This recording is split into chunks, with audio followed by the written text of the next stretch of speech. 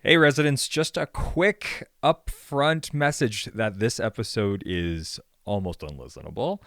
Not sure exactly what happened, but some of the settings got messed up in between the last two records here. So, for whatever reason, Reed's mic comes in crazy loud, and my mic wasn't picking up at all. So, all of me that you'll hear is through Reed's mic as well.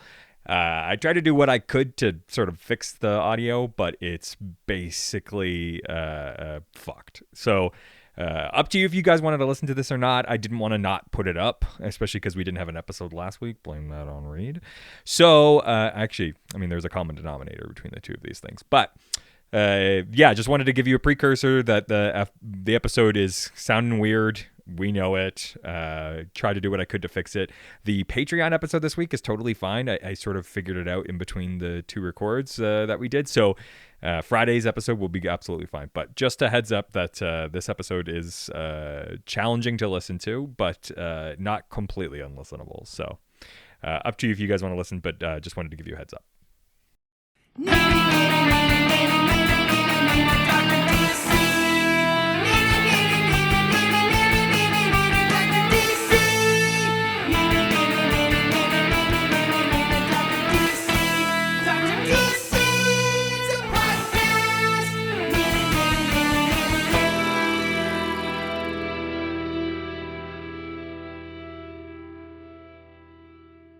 Welcome, residents, to the Dr. DC podcast. My name is producer Richard, and across from me is the Doctor himself. Hello. Each week we talk about the weird and wonderful world of DC while fielding questions from listeners like you. Nice. Good emphasis. What world? Oh, no. Yeah, that was close. You had to look at the notes. I was thinking of other things. Yeah, it's been like a week and a half, and you forgot what the show was about. I don't know. And you know what? I know it now, and I don't care for it. I want to address the elephant in the room. Don't talk about yourself like that. No. And also, I realized that the phrasing of that is insulting to the other person that's literally sitting in the room, but that's also not what I meant. Wow. What I meant right off the hop. That's how shitty you are at recording podcasts? Yeah. I wanted to talk about that. That really pissed me off because I really want to listen to it. I did an episode with my wife. So you said. She's pissed too, to the point where she was like, when you re-record that, I need to be on it. And she doesn't like participating in this. So the fact that like I was so angry. We did a whole episode on the elongated man. We had like good chats and we were having fun, and she did the guess the character bit. Like we did a full episode, and I went to edit it, and it was like it was the worst garbage I've ever listened to. What was wrong with it? So, I think that the connection between the mic and the cable was kind of like crackly, because the audio was so tinny, like more than it was in my capacity to fix. Yeah. And also it would just like cut out. Like I probably would have put out a really shitty episode if you could just hear it all. But the audio was also like dropping out. So I was like, well, it was like Tuesday night, and I was like, damn it. And I was like, where's Richard? And the moral of it is that I made a flippant remark in that episode that the last time a main cast member of the show missed this many episodes, we bought him a ticket to Zeppelin. And by missed this many, you mean one? No. I've recorded one with Josh. I recorded one with Jaffe. I recorded another one with Jaffe. That's true. You're a real Colin of yourself. The only difference is I need you. And I made that comment in haste and was immediately karmically retributed for it. Well, with that being said, I'm going to check the audio on this because it looks slightly different than usual. Oh. And I'm sure it's fine. So you're saying it's me? Like as a person? Let's double check. Okay. Okay. So we're good? Yeah, everything's fine. All right, cool. Yeah. Good producing. Yeah. I missed you. I'm sorry. Yeah. I'll never take you for granted again. I mean, that's not true. Well, I probably will, but All you do is take me for granted. And for everything I'm worth. yeah. It's mostly just my So at any rate, that was elephant in the room number one. Yes, yeah. You're nothing without me. That's fine. You know that. Didn't say that. I said it's hard for people to see what I am without you. I was going to say, I'm pretty sure that people can do nothing but see you. Easy. I think it's hard to not see you. You son of a bitch. Okay, that was elephant in the room number 1. Okay. I'm elephant in the room number 2. Okay. What's elephant in the room number 3? Elephant in the room number 3 is that we've got like a silent partner for this episode. Oh my god, yeah, we have a fucking listening cuck. Jesus. Yeah. Podcasting cuck, just we have like a what I would say technically qualifies as a live audience. It's the 3rd time we've ever had that. Yeah. Right? Yes. Yeah. Yeah. So guest in studio. Yeah. Which is very fun. Not on mic. Yeah. Right, Russell? But here watching, See? listening, seeing how it's done. Yeah. The magic of Canadian Podcast Award-winning content. This one, yeah. Ugh. Baby. God. Yep. I should check the audio. I don't know. Oops. Now that you mention it, I should probably produce. Real hot start. But yeah, why don't we actually get into today's episode? Hey, guess what month it is? Oh no! Jingle, jingle, jingle, jingle, jingle, jingle. Ho, ho, ho. Happy Halloween! It's Doctober, baby. That's right. Hell yeah. It's the most wonderful time of the year. Yeah, what's more wonderful than spooky episodes about vaguely bad things? Yeah, we're really stretching the idea of spooky. It's like year 6, man. Well, we already did annual number 5, so we're in year 6. And just like Supernatural, we're phoning this one in. Hell yeah. Yeah. Just wait for my bad old man prosthetics next year. Yeah. So no, for this month, for October, we're talking about like bad guy teams. That's right. And so for this week, we're talking about the Injustice League. Hey, that's the thing from the game, isn't it? Well, no, the game is just called Injustice Oh. because it's like superheroes gone bad. Oh. But the Injustice League is a thing in the comics. Okay. Different from the Crime Syndicate. Different from the Crime Syndicate. But also similar vibe. Different from the Secret Society. Yes. Different from the Legion of Doom. Yeah, but the Crime Syndicate is basically the Injustice League, is it not? No, because that's an alternate Earth. Oh, okay. All right. Well. The Injustice League is like a group of villains on the main Earth. The Crime Syndicate is Earth 3, yes, like the evil counterparts of the Justice League. The game, that's why. Okay. Totally. Yes. Although also the game is not that But either. it's bad. It's good guys gone bad, isn't it? That's good guys got bad. The Crime Syndicate, on their world, they're always bad. Sure. And they're different. But I just meant it's the guys you know bad. It's different, but yes, I know where you're going. Yes, there's some fucking semantics to it. Jesus Christ. Oh, I'm sorry. Should we not care about the details? This is how we lost Bruno. I believe you lost Bruno. Debatable. We don't talk about Bruno. Well, why don't we start getting into the questions about the Injustice League? All right, I'm ready. We're going over to Facebook. Go to the face in the book. Go do the Facebook. That's right. First question comes from Michael Haggerty, who asks, if you had to sit down, interview with Lex Luthor to get into the Injustice League, and he asked, what's the worst thing you have ever done? What would your answer be? Man, I'm so bad at interviews. P.S. I heard the benefits plans are crazy good too. Yeah. Let's imagine that you have to interview for the Injustice League.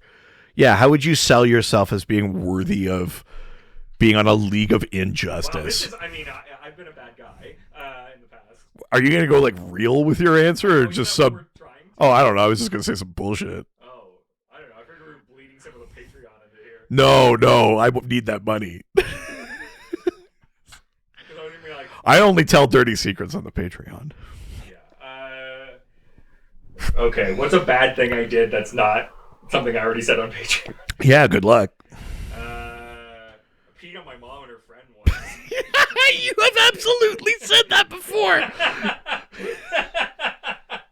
Oh, yeah, I did. You have to give context. You can't just say that. Although I guess in the context of the interview, maybe you could just say that. Okay, I'll give context. They were asking for it. That's... Jesus. I fucked a dude's fiance. That's Dude. I was just gonna say bad things I've done. I ate a meal my wife didn't know. I've littered. Okay. And that's the sort of reckless disregard that makes a villain. Here's the thing I did. You're like, I left a hanging comma. Like, yeah. The worst thing you could. I forgot an Oxford comma. I misused a semicolon. Son of a bitch. But one thing I do know about you is you definitely misused some colons. Yeah, apparently you're not supposed to have like 3 Big Macs twice a day for a week. Is that what you call your big shits that you do once a week? I told you that was over. It's a new me, baby. Here's the thing I did bad as a kid. We used to throw firecrackers into mailboxes, and then the mailbox would set on fire. As a kid, the bad thing that I did is we would have corn fights. We'd go out into the cornfield behind our houses, and we just like rip corn off the stalks and huck them at each other. You'd get fucking cut up and bruised because it hurts to get hit with corn. And then I thought about it, and like only a few years later, that whole farm was like replaced with a subdivision. And it's like, oh man, did we force that farmer out? It's like, how much corn could we have thrown? Could we have ruined it? Nah, I don't know. I think about that sometimes. I mean, there's no pissing on your mom, but it's all right. Yeah, I guess, man. I don't know. Jesus. I had to go. I was in a tree. I didn't realize. It was not done with malice, so I guess it doesn't count as evil. It was more of just a I don't think I was worried that it was done with malice. It was not done with intent. Yeah, there you go.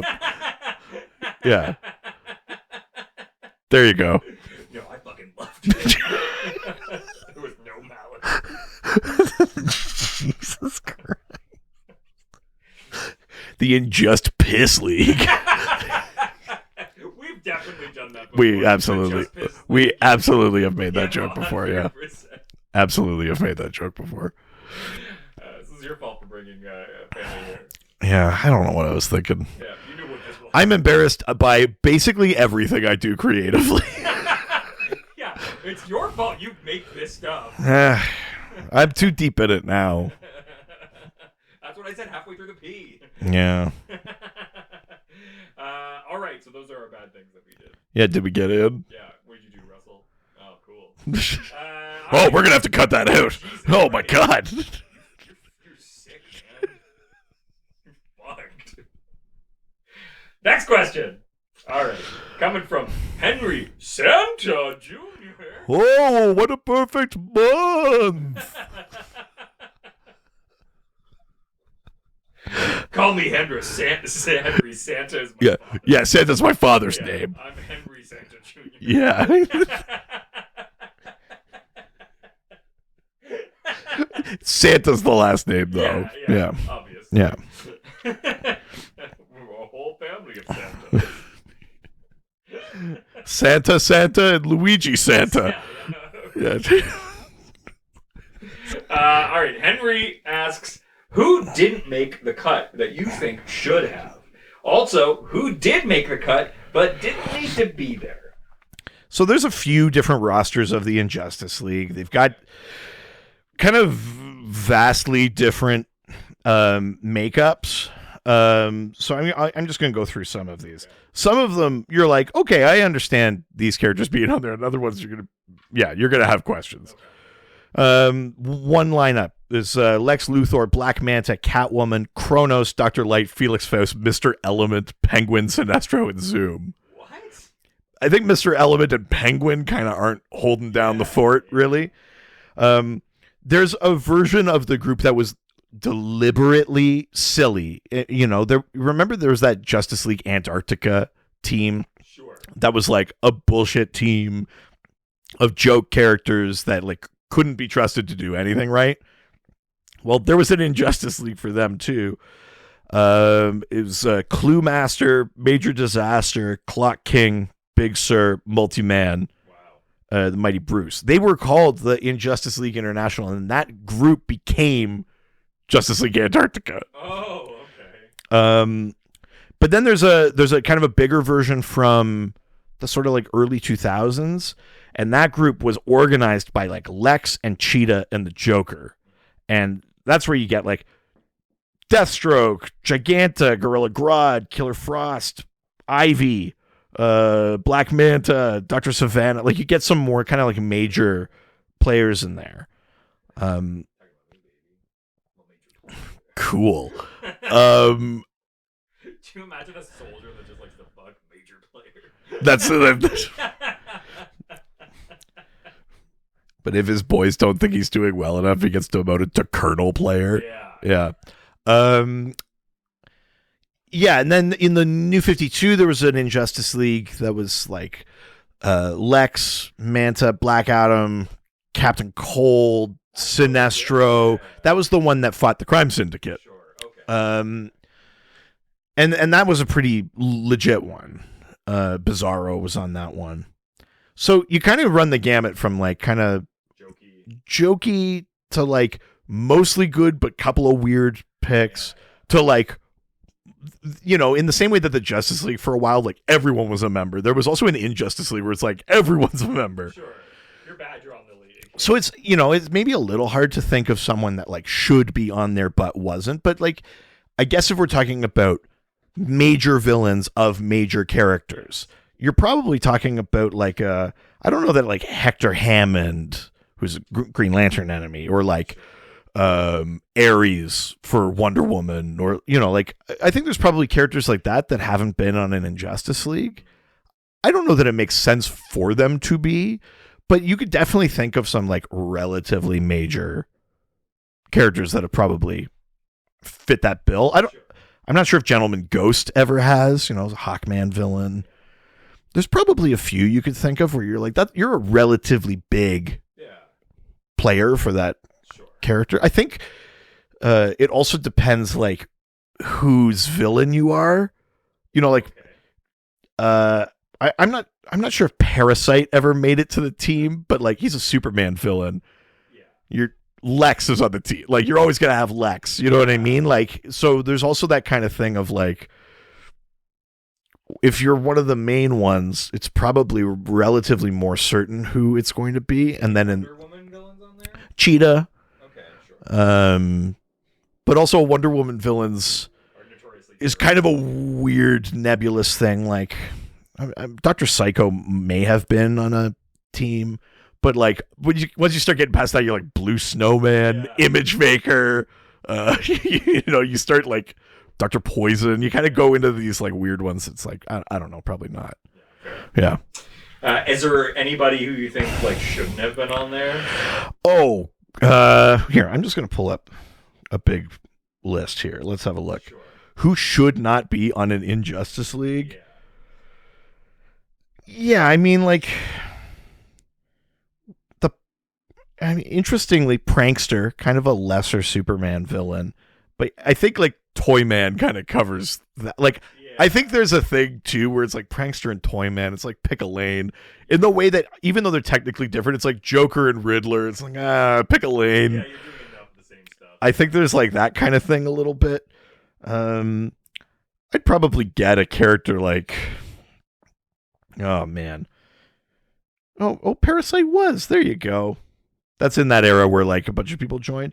I'd probably get a character like Tar Pit out of there. Sure. Yeah. You know, like even if Clayface is in there or whatever, what are you gonna do? Yeah. You're kind of like a worse Clayface with a more obvious like way to be beaten, which is like get cold. Clayface, I guess you technically could do that with him too, but like I don't know. Tar Pit is kind of like Tar Pit, Girder. There's like some of those like second tier Flash villains would be like, I don't know, get these out of here. Yeah, not necessary. Yeah. All right. Let's move on to the next question from Ryan Boultney, who asks, who would you want in the Injustice League in a live action film? Ooh, well, let's take the DCEU, right? So in both in the theatrical cut of Justice League, the tag scene at the end with Luthor has him, like, Deathstroke meets him on the boat and he says something to the effect of like, shouldn't we have a league of our own? Yes. Essentially setting up an Injustice League. So in the movies, let's imagine that, you know, Deathstroke and Lex are a given. Yeah. Who else would you want? Kind of given that universe and the movies that were sort of happening and what we're getting. I mean, I think you need Lex, first of all. Like, I think for good in Justice League, I feel like Lex is the one who can, like, work in all of the different aspects and stuff. And you kind of need the master planner, right? You know. Yeah. I mean, here's the thing I'm always challenged by. Do you bring in Joker? Because Joker is so, like, not a team player. Yep. Which can create some fun antics and stuff like that, but it doesn't really work, like, in a team scenario. Yeah, which is maybe an interesting movie dynamic, but also kind of the thing they were playing in the first Suicide Squad movie of, like, Joker's the wrench thrown in. He's not working for anyone, you know? So I'm challenged by that. Yeah. The problem with, like Green Lantern villains is, like, they're working at such, like, a different level.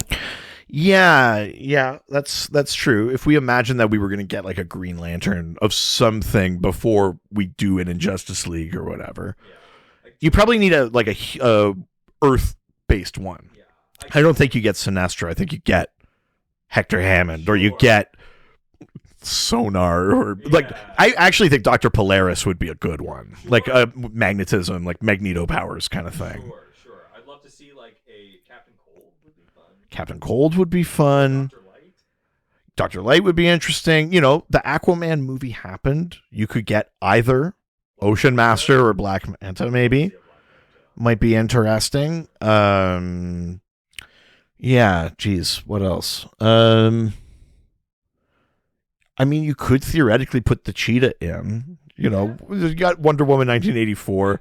Some time passes, who knows, but you could find an excuse to have Cheetah be around. You know. Probably some of those characters. I mean, at this point... I mean, rest in pieces. Yeah, I mean, maybe just off the sheer popularity or whatever, you'd need like... I was going to say you need maybe like a Harley. Sure. Rather than a Joker or something like that. It's also a fun way to connect it, to be like, and the Harley that you love. And let's get more women in there, you know. Fair. Yeah. The ones that I could probably think of, yeah, certainly in that world. Yeah. That would work well together, too.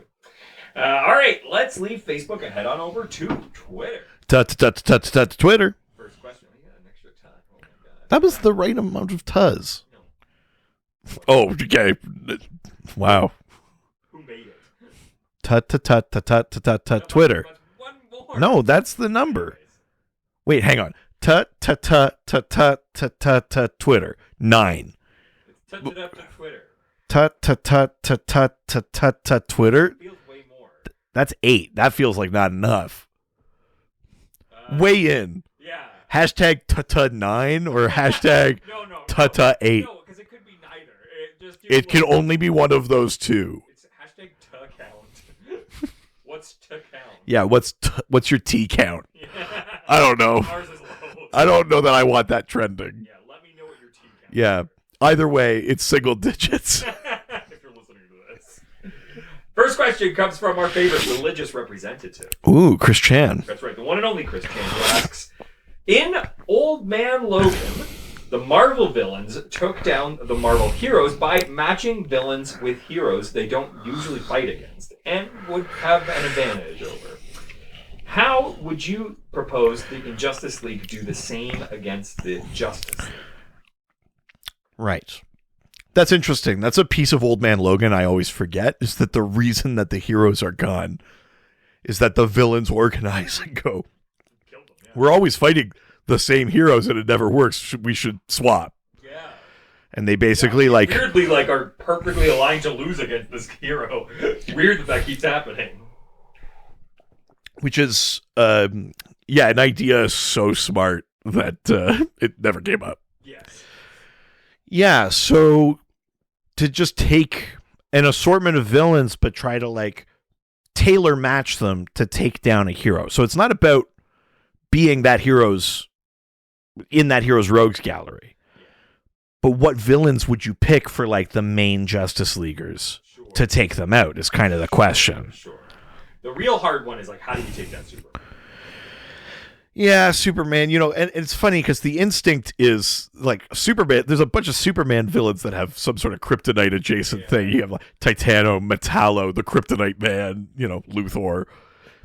Those are, but maybe it's a character like Major Force or something who is essentially got the powers of Captain Atom, so he can manipulate energy. And kind of quantum physics and that he could make like red sun energy and strip Superman of his powers and, beat him up. Maybe like Major Force with Superman.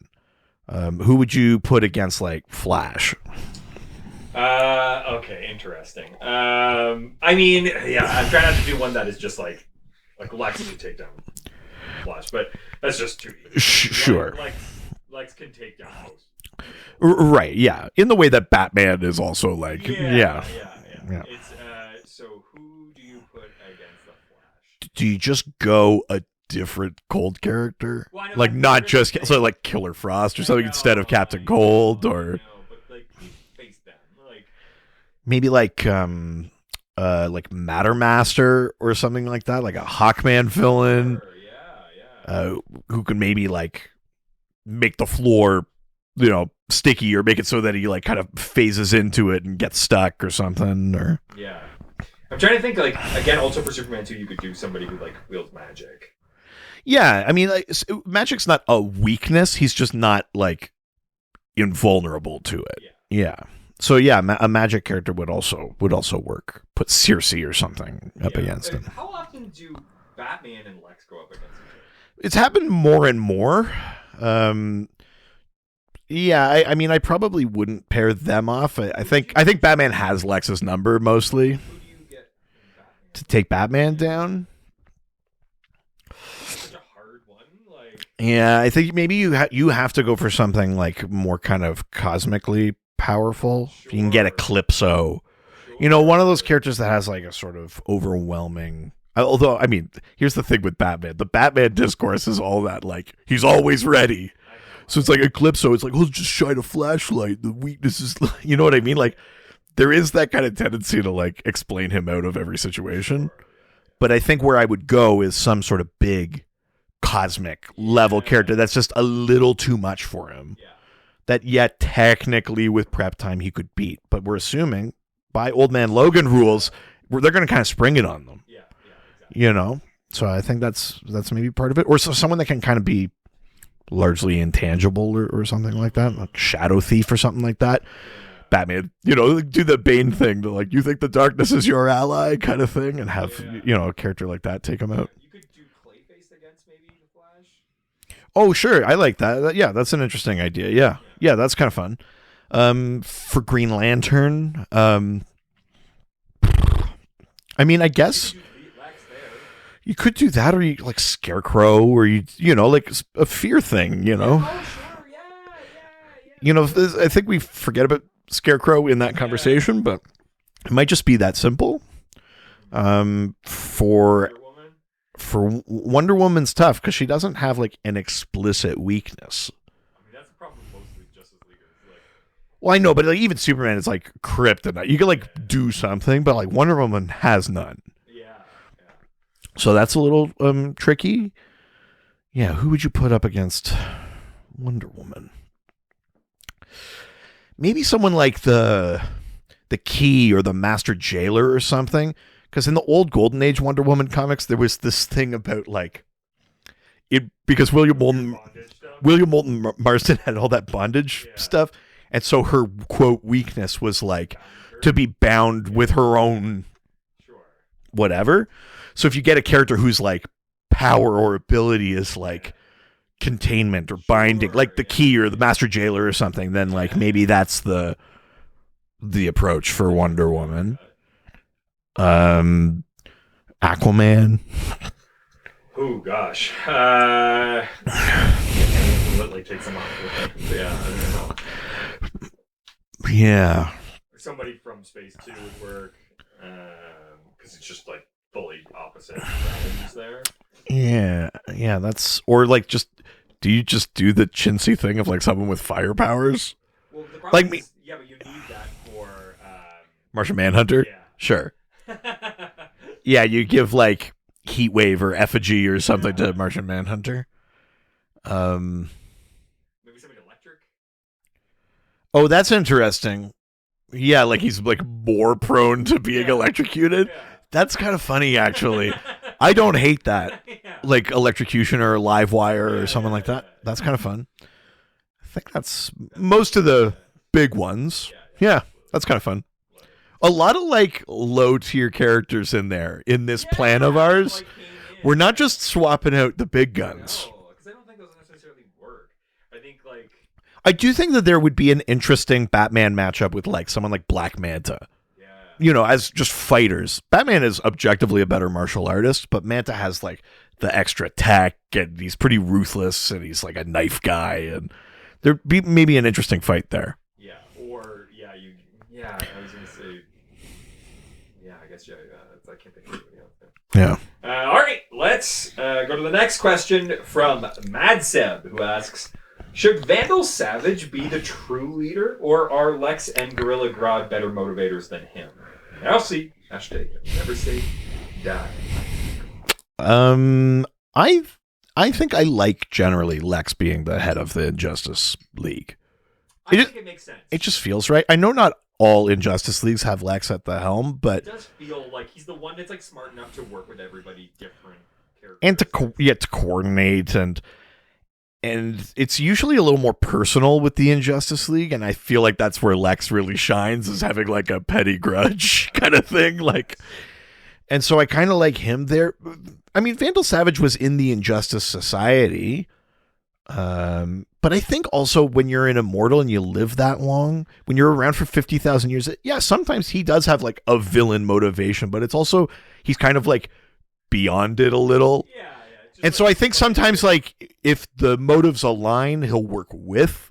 But if they don't, like, I don't know that he is the one that should lead them. I know why he's maybe pitching that, because there's that animated Justice League Doom where Vandal Savage puts together a Legion of Doom and they use Batman's contingency plans to take out the League. But even in that, the whole point is that Vandal is using everyone. That team is being used. So I think that ultimately falls apart if Vandal's in charge. That's my take on it. Fair. All right, let's go to the next question, which means we are leaving Twitter and heading it over to Instagram. Now we're going to Instagram, take some questions and answer them. Oh no, that was too many bars. No, it was perfect. How many bars was it? Hashtag bar count. Russell. First question comes from the Multi Sanchez, who asks, who are the core members of the Injustice League? Is there a villain version of the Trinity?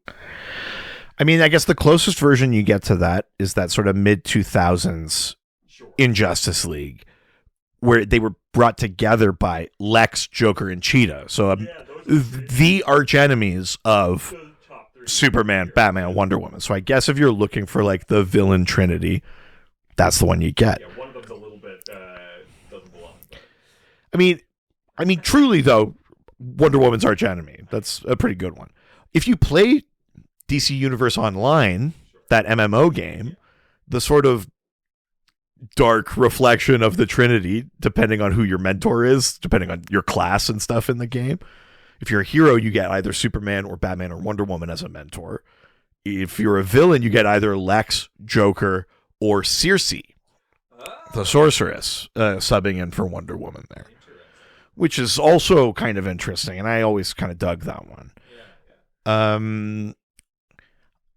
Interestingly, there is not really like a main lineup. However, I will say Lex and Black Manta have been on most versions of the Injustice League. Yeah. It's funny too, because there's also the Injustice Gang was a separate group in the comics. It's like kind of the same. And I think there's a question about it, so I won't fully answer this yet, but there's also this weird thing of like, there's the Injustice League, but there's also the Secret Society of Supervillains, and there's also the Legion of Doom. There are kind of like three versions of an idea that there are slight differences in their like mandate. Okay. But there's a ton of overlap as well. And the characters I would maybe name for the Injustice League also maybe work well for a Legion of Doom or a thing like that. Yeah. All right. Let's go to the next question from Ben Forster. Oh, lock the door if you're coming in. Ben asks... Ask the question now, dog. You're the now question. Nice. You're the dog now question.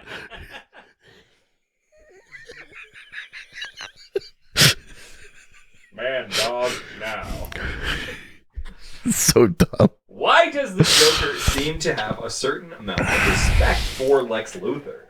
He seems to join him semi-regularly and usually follows his orders instead of going full Joker chaos. Yeah, he is like chaos incarnate. Like, there is a limit to how much you can work with the Joker if you're on a team. But there is this kind of weird thing of the Joker. I don't know if I'd call it respect or if it's just that he sees Lex as like a comparable piece of the puzzle. Because, like, what's Joker's big thing? It's about the game between him and Batman, right? Like, every time they reinvent the next time the Joker comes back, it's all about redefining that relationship. And it's either the kids are getting in the way, let's get rid of the families and get back to us. Or it's about what that relationship is. Like, I need you as much as you need me sort of thing. And maybe he sees that Lex is that for Superman and so he kind of connects there. There might be something like that. I think he also includes the Joker, which the whole thing is that you can't not include the Joker. I think Lex finds a space for the Joker, which is part of it. And I also think that the Joker Lex is a great resource. Yeah. So much money, so many connections, so much tech, all the toys the Joker would want. Like, there's that element to it. And I think he's also, like, fun to fuck with. Yes. You know? He's a good straight man. Yeah, and I think, the Joker does appreciate the structure of comedy, and maybe he knows he needs a straight man. Yeah. I do think there's I think that's a reasonable explanation. Yeah. There's an interesting thing that happens. This is not technically the Injustice League. It actually occurs with a secret society of supervillains, but it's totally related. So during Infinite Crisis, they assemble a secret society with Lex in charge. And then you learn that, members are going missing. And it's kind of like a setup. Oh, I know this one. Yeah. But the Lex that is running the secret society is actually Alexander Luthor Jr. from the older 3. So he doesn't know. Posing as our Earth's Lex and running the secret society for his own ends. He doesn't really know Joker. Well, he doesn't invite the Joker. Yes. He invites everyone except the Joker. Because he's like, the Joker's chaos. Why would I do that? And at the end of Infinite Crisis, when Alexander Luthor is defeated, when Superboy Prime is defeated, when it's all coming apart, our Lex finds him in an alley and says, you made one big mistake. You didn't invite the Joker. And he kind of steps aside and the Joker shoots Alexander Luthor in the head. Which again is this kind of weird respect relationship between that's reciprocal between Luthor and the Joker. I mean, obviously that's a means to an end for Luthor, but Luthor could also just kill the guy himself. There's a cruelty and I think they see that in each other. There's a weird partnership of Luthor and the Joker that is kind of there, and that's a great example of it, I think. Yeah. I think we don't really see enough of, and I'd like to see more of. There's the first time that the animated Batman and Superman from the cartoons we grew up on, first time they meet is in a kind of TV movie where Joker and Lex team up, and it's great. And it's really fun. Yeah. All right, let's go to the next question from the Little Pasty. Oh, okay. Who asks, what is the difference between the Injustice League and Legion of the Doom and the Secret Society of Supervillains? Right. So, the Legion of Doom was the villain team for the Super Friends, the cartoon. Meanwhile, at the Hall of Doom, right? And then you'd cut, they'd all be sitting around a boardroom, and Lex would be like, order. Yeah. That's where you get the Solomon Grundy want pants, or whatever, that weird, insane cartoon. They have that dome, headquarters in the swamp kind of thing. there's technically a few versions of a Legion of Doom in the comics, but really the main comic Legion of Doom doesn't really exist the way you would expect until the Scott Snyder run on Justice League. Oh, okay. In which that Legion of Doom is like, they're like big arch enemies. Oh, okay. It's Lex. It's the Joker. It's Grodd. It's Sinestro. It's Cheetah. It's Manta. I can't remember all, but essentially it's like the big antithesis. But that Legion of Doom kind of has like a mandate for like cosmic level goals. Where the Justice League, like, it literally comes down to there are forces of justice and forces of doom, and they're trying to tip the scales cosmically. And this is in the lead up to death metal, basically. So it's like, what kind of multiverse are we going to be? One of justice or one of doom? So they kind of are operating at this like massive level. And, you know, like we have this conversation sometimes about the Justice League, and it's like, they're not really like helping the little guy. They're always fighting these like insane crises and things. So the Legion of Doom kind of steps into that role. This is very modern. And the very modern response to that is the formation of a secret society of supervillains that is mostly like low tier villains that are like, we just want to help each other do crimes.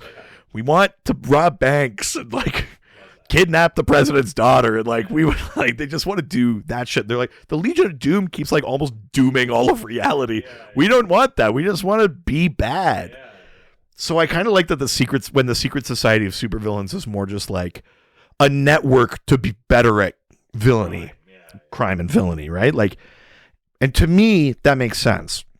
I think there is room, and I think the comic evidence supports this, for the third thing to be the Injustice League, and for the third thing to be, we have specific vendettas against these people. Now, I'm saying that you can absolutely find examples of a secret society that feels more like that. Sure. Or the old cartoon Legion of Doom was a little bit more like what I'm describing as a secret society. Yeah. But the way things are now, I like the idea that the Legion of Doom is like cosmic level. How do we tip things our way? The Secret Society is like, it's like ride sharing for crime. Yeah. You know, I kind of like that. And then or like the cannon fodder, which is happening right now in Dark Crisis, and was happening in Infinite Crisis. They were kind of cannon fodder for the Battle of Metropolis. I like the idea that the Injustice League is like targeted. And it's either a vendetta against the Justice League, or in the case of Forever Evil, it's like the Justice League's out. I'm Lex Luthor. I'm going to prove that I can save the day. And I'm going to assemble the Justice League's villains just to fuck you, Justice League, and I'm going to save the world. And I kind of like that, like, specific, like, vendetta kind of idea. That's the way I see them. I mean, you will find comic evidence that breaks all of that. But in my head, the way things are right now, that's what I kind of like. Yeah. Yeah. But this is like having that conversation that we had a couple of weeks ago about the difference between the Teen Titans and the Titans and Young Justice. It's like, you know, it's pretty amorphous. But there's ways you can do it, yeah. All right, next question from Liam K. Willis. What you talking about, Willis? Liam K. Cool. Yep. Nice, man. I think that drop will stick. Yeah, he asked for one.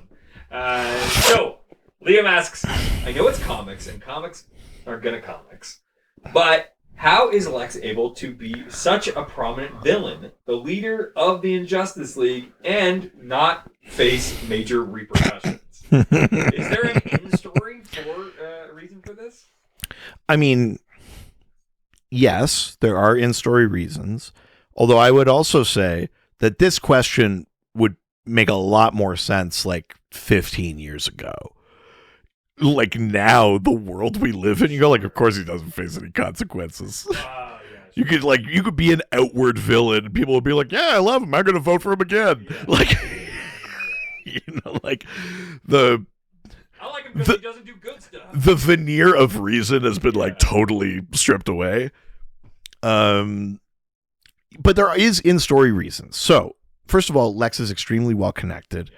He's got dirt on everybody, and he has unlimited resources. So if he can't just legally outmaneuver, prison time or criminal charges, he can blackmail, he could threaten, he could extort, he could do those kind of things. He also inevitably is the guy that knows how to do a thing the government needs or something, and then it's an exchange for I get a pardon if I help you stop the meteor or whatever. There's always some bullshit like that. He also gets the benefit of every time there's a crisis, people forget he's a villain. Some sort of memory wipe thing happens. There's a lot of that. And then he also turns around and goes, yeah, and I built these tenements and whatever in Metropolis, and they go thank you, Lex. And more importantly, though, he's not a snowflake liberal. Jesus. Wow. Yeah. He's going to make DC great again. Yeah, that's right. Jesus. 4 more years. I mean, the unfortunate answer is that it makes so much more sense now that he doesn't face repercussions, but there is always a story reason. It's usually about how well connected and resourced he is. Yeah. All right, let's leave Instagram and head over to the doc score. Oh fuck, shit. Hang on. No. We're prepared for every week. Shut the fuck up. I got Sing song now. No, just let me do this. What? Do a thing you were prepared for already? Did you know that we do this? It's a song. Any song. Yeah, I know. I've got it. Classic rock, and now it's just any Yeah, song. it could be any song. That's true. Just choose a song. Ducks that don't know what is scored in ducks, but his ducks had scored, and his ducks had scored. Yeah. Yeah, I'm on TikTok. What's up? Yeah, me too, baby. It's a banger. Yeah. Just so Kind of weird. No, I guess it's not weird. Sam Smith always kind of had a dancey angle to the music, too. Wasn't his first single, real dancey, and then he kind of veered into Adele territory, and then he kind of veered back out again? I think there was always kind of a club angle to Sam Smith. Yeah, I've never thought. In the way that there isn't for Louis Capaldi. Yes. Yeah. Very much not. Although that would also be funny. That new song is really good, though. Anyways, first question from the doc score comes from the marvelous Ryan, who asks, should the Joker be part of the Injustice League? So let's come back to that question. Maybe outside of his weird relationship to Lex, how do you feel about teammate Joker? I mean, here's the thing: he's not a teammate. He's always doing his own thing. Yeah, you can just do things that are going the same direction for me. He's ostensibly not a good character for it, but how do you not include him? And that's the problem. Do I want him on there? Not really. Yeah. I think he doesn't work towards a common goal. There's some narrative fun stuff, but I'm also just kind of over the Joker, so I don't know. No. Yeah, he is kind of you. If he's on the quote team, you essentially know you're cutting him loose in the way that you'd have he's like a berserker, right?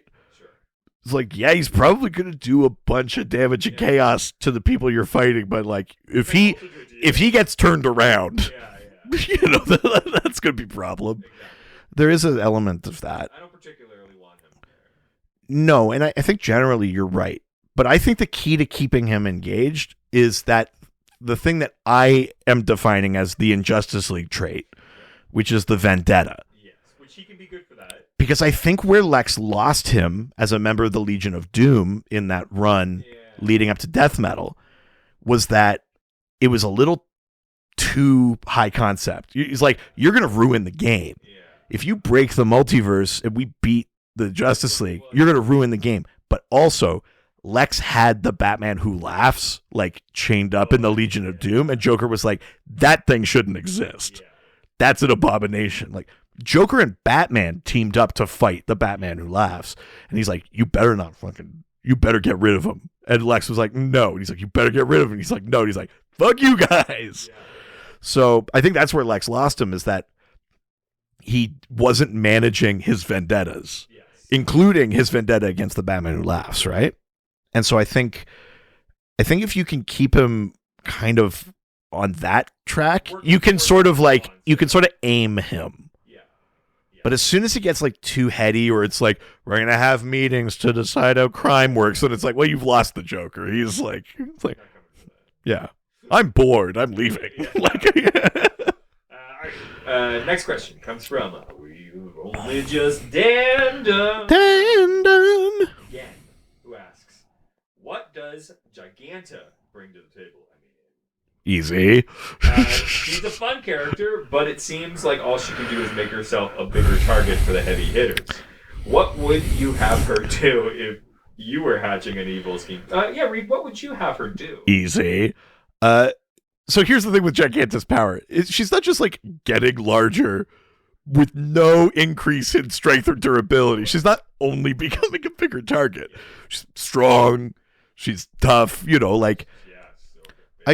I think if you're thinking as not as Giganta joining the team, but if you're thinking as Lex making a team, you put Giganta on the team because not only does she become like muscle, who can, go toe to toe with Wonder Woman and stuff like that, but you're also doing the thing where it's like, how is the Justice League going to beat her without leveling part of the city?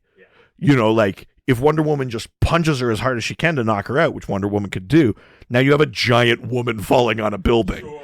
So I think if you're Lex, you're like, whether she wins or not, what's going to happen is going to distract the league. I could like use it to serve my ends. If you're being like the chess player, leader of the team. But no, I mean, even just like functionally, she's strong, she's big, she's tough. Good person to have on the team, I think that way. All right, next question comes from Fart. Question mark?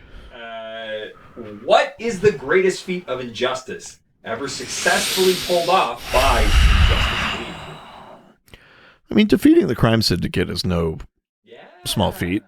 And I do love Forever Evil, and it's so gruesome.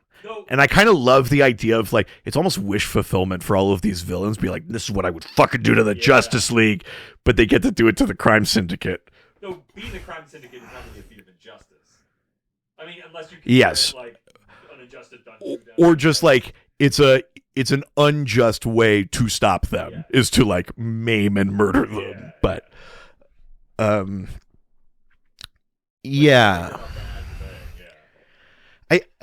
I think because largely to me the Injustice League is like a vendetta thing. I don't know that it's like feats of like it's not like the biggest crime ever pulled. The most revenge they've ever done. Like the Legion of Doom is more suited to that on a cosmic scale or whatever. But I guess there is this one story where it's technically not their feat. This being called Agamemnon, who's an alien, helps them orchestrate kind of traps wherein Agamemnon systematically mind swaps members of the Injustice League with the Justice League. So like Luthor in Superman's body, and they kind of like, so everyone, they like learn their secret identities and all this stuff. It ends with, I think, if I'm not mistaken, Identity Crisis retcons that Zatanna mind wipes the villains so they forget that they learned everyone's secret identity. But it's from that instance with Agamemnon. But technically that's Agamemnon's doing, not really the Injustice League. So I don't know. Maybe their greatest feat is just like that recruitment drive when they had everybody join kind of thing.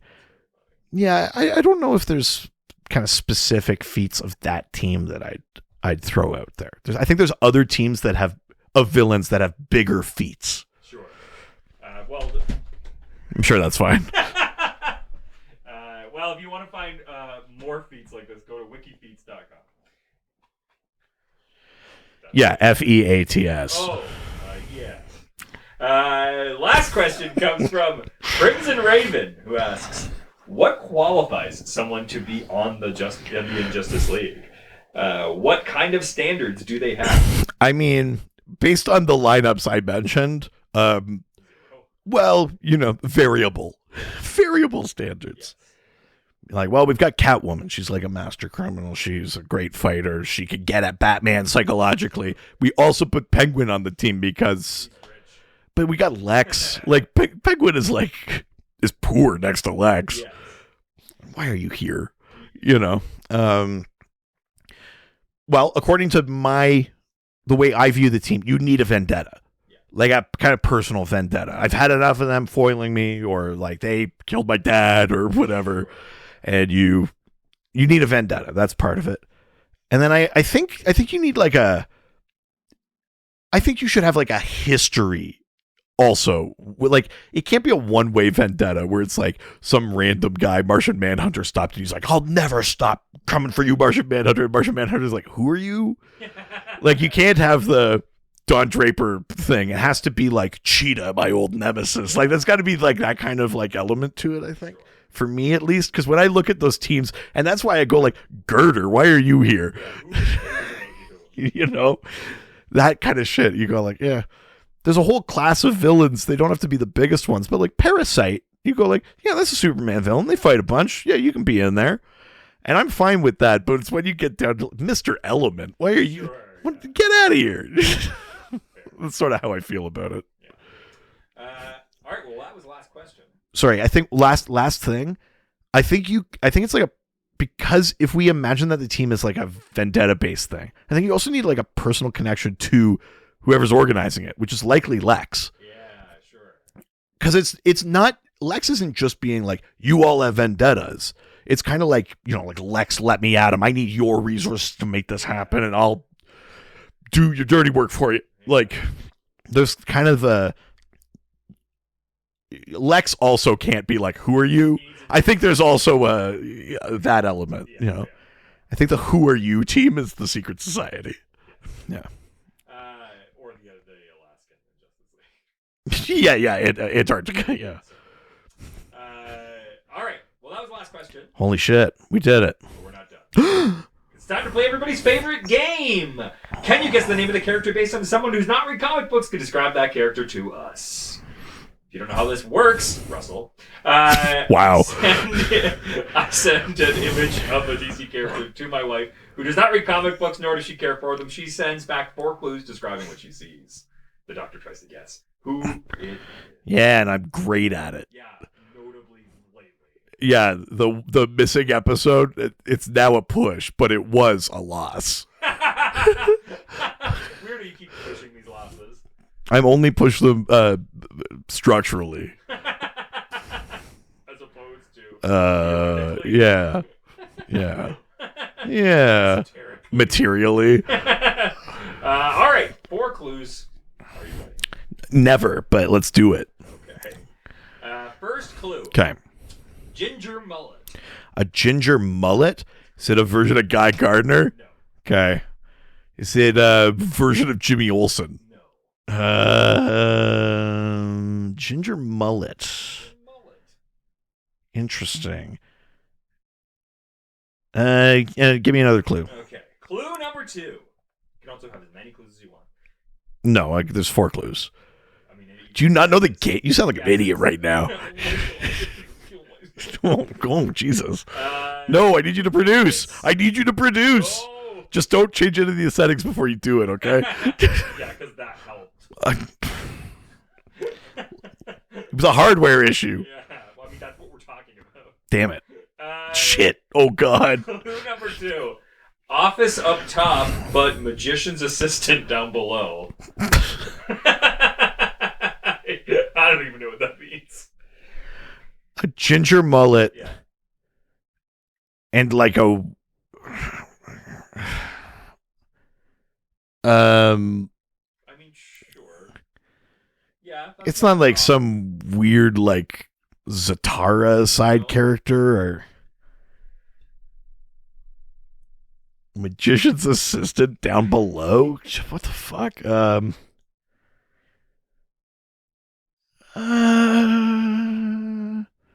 Business up top.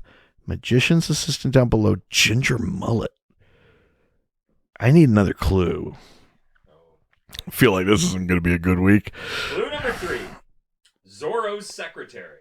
What the fuck does that mean? These are all the same clue. No, they're not.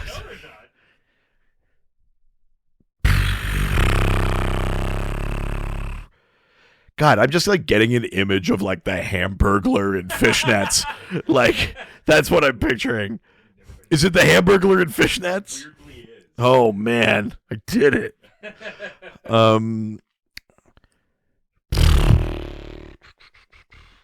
Nah, it's not. God, I don't even know what to do with this. I feel like I've never been further from it. I mean, you said that a lot. What's the last? What's the last clue? Final clue. Cowgirl on fire. What? You heard me. Cowgirl on fire? I mean, is it cinnamon? Just a cowgirl's on fire. Oh yeah. Cool. Kings of Leon reference. No. Is it cinnamon? No. Okay. Coming to the stage. Jesus. Cowgirl on fire. Ginger mullet. Yeah. Zorro's secretary. Office up top. Magician's assistant down below. What does this even mean? Firebrand? It's Firebrand. Holy shit. Yeah, you son of a bitch. You're goddamn right. That's right. You know what? I get the magician's assistant one. Right? I understand. I weirdly understand. It's always the Zorro one too. Like, it's always baffling when you flip it around. I'm like, yeah, they're good clues. They're good clues. Yeah. Firebrand, baby. Woo! Holy shit. Hell yeah. Now you can return home to your family. Yeah, my wife said, don't come home if you don't guess it. We'll tell. Yeah. I have a witness. That's why he's here, actually. Yeah. Court-appointed witness. Come home a winner, you come home. Oh my god. I mean, if I could believe your wife would say that. Jesus. Very competitive. That's true. She just started playing hockey again. I know, I heard, and she's spent a lot of time in the box. Well, she spent some time in the box. She fucking laid someone out in a no-contact hockey league. Is it really? Yeah. It was an accident. She's not listening to this. It wasn't an accident. It was premeditated. It was. She's been planning this for years.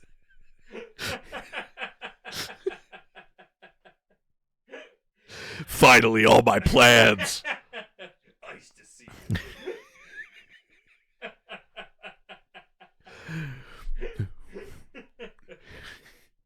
Cold move. All right. That was the last question. That was the last clue. Oh. And we're done the game. But we'd love to hear from you guys. So why don't you send us maybe a clue for next week's episode? Yeah, clue. We would love a clue. We'd love to have to deduce what next week's episode is. I mean, yeah, usually because you don't. I have it. Next week's episode, we're talking about the Monster Society of Evil. It's a bad guy team from Fawcett Comics, from the old Captain Marvel comics. So we're talking about the Monster Society of Evil next week. So send your questions about them. Or if you just want to say hello, don't do that. Yeah, we don't want that. Yeah, no thanks. Send us a clue about a greeting, I guess. You could do that. That'd be fine. As long as it got a 5-star review, I'm fine. Yeah, but don't tell us where it is. Just give us a hint. Oh my god, I will find it. Actually, that sounds kind of fun. That's awesome. Yeah. You can reach out to us through our Facebook, Dr. DC Podcast. our Twitter, At Dr. DC. our Instagram. Dr. DC Podcast. Or, of course, you can go to our email. DrDCPodcast@gmail.com. Write an email and send it to us. Yeah. And of course, we have a subreddit you can join. r/Dr_DC. There's a phone you can call. 208-917-3238. That phone number is 208-917-DCU. If you're nasty. That's correct. Also, we're young and cool. That's why we're on TikTok. At Dr. DC. We're old and irrelevant. That's why we're on a website. DrDCPodcast.com or .ca.